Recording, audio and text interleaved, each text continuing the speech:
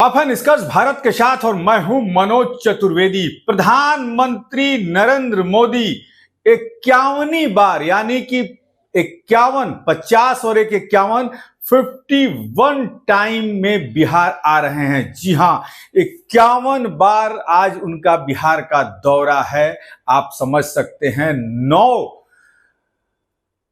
करीब 10 साल में 9 से 10 साल में 51 बार प्रधानमंत्री मोदी जो है बिहार आ रहे हैं, यानी कि अनुमान लगा लीजिए तो करीब करीब 5 बार हर साल नरेंद्र मोदी बिहार आए हैं। लेकिन इस बार बिहार में जिस तरीके से बीजेपी, तस्वीर आप देख रहे हैं, जिस तरीके से बीजेपी के नेता नित्यानंद राय से लेके दिलीप जायसवाल, सम्राट चौधरी लोगों से ये अपील कर रहे हैं कि प्रधानमंत्री नरेंद्र मोदी सिवान आ रहे हैं, आइए जरूर। महिलाएं को मतलब सोशल मीडिया में भाजपा ने ये दिखाने की कोशिश की है कि पूरा बिहार या यूं कह लीजिए कि सिवान जो है वो भाजपा मय हो चुका है। लेकिन अंदर की जो तस्वीरें हैं शायद भाजपा को ये पता नहीं चलती कि उसके जो हैं ग्राउंड लेवल के जो कार्यकर्ता हैं, जो झंडे उठाने वाले हैं, जो दरियां बिछाने वाले हैं, वो कितने नाराज हैं।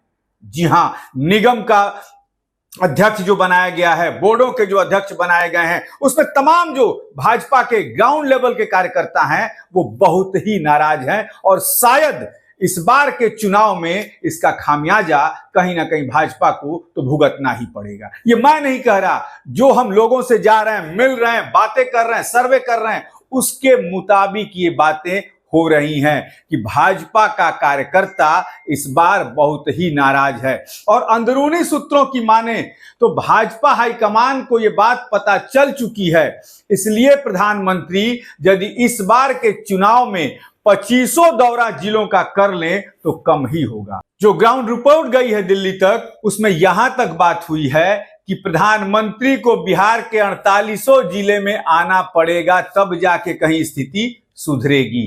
क्योंकि भाजपा में, बिहार भाजपा में तो लॉबी तो 5 से 6 है। नित्यानंद राय की लॉबी अलग है, दिलीप जायसवाल की अलग है, सम्राट चौधरी की अलग है। बहरहाल प्रधानमंत्री आएंगे तो कुछ ना कुछ तो बिहार को दे के जाएंगे ही।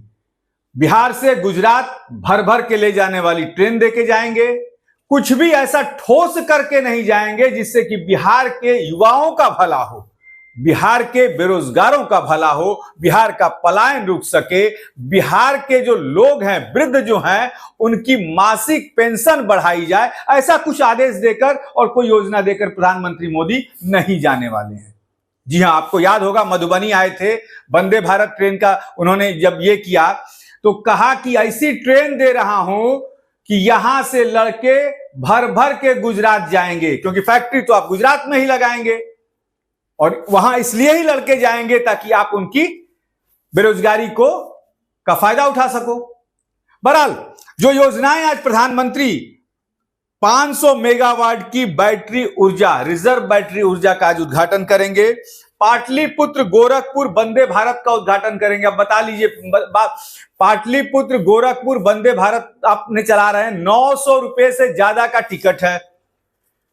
बिहार से पलायन है, बेरोजगारी है, कौन चढ़ेगा इस वंदे भारत में? ऐसे भी वंदे भारत जो है वो नुकसान में ही जा रही है, तो वंदे भारत दे रहे हैं।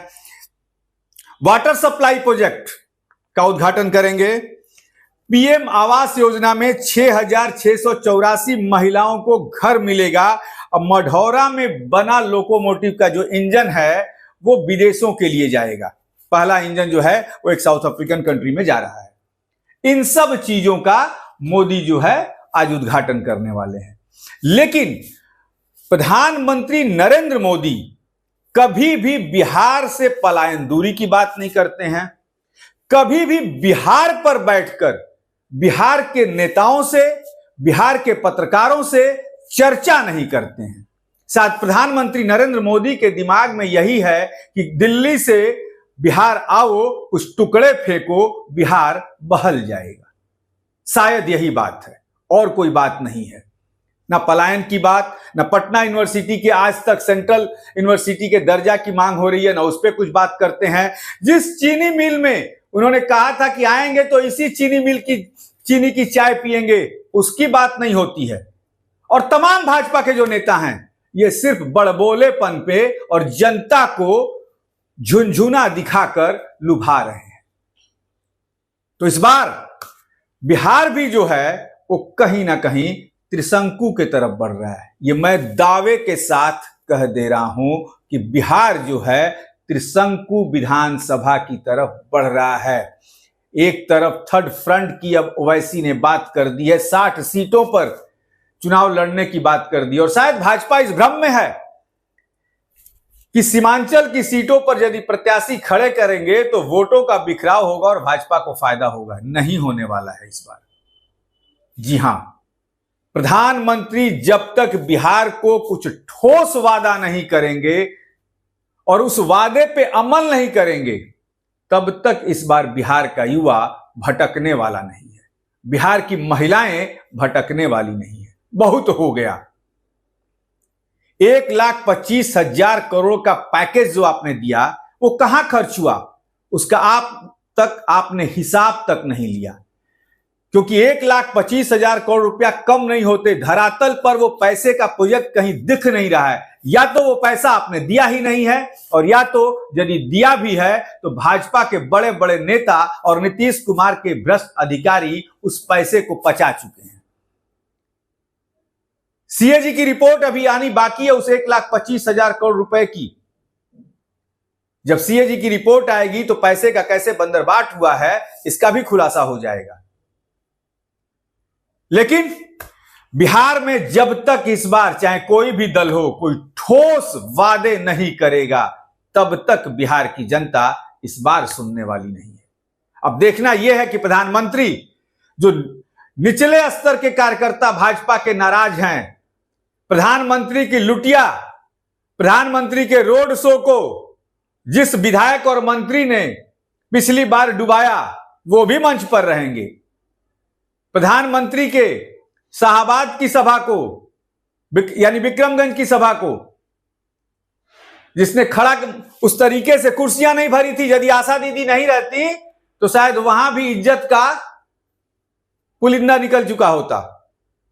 तो प्रधानमंत्री को हर बातों पे ध्यान देना होगा। जो ये चापलूस नेता होते जा रहे हैं, बाहर से इंपोर्ट होके आ रहे हैं, तुरंत उन्हें पद मिल रहा है, भाजपा कार्यकर्ता तो इस बार बड़ी तेजी से नाराज है इस पे, और इसका सबक इस बार बिहार की जनता भाजपा को निश्चित तौर पर सिखाएगी। ऐसी तमाम खबरों के लिए आप बने रहिए हमारे साथ। नमस्कार।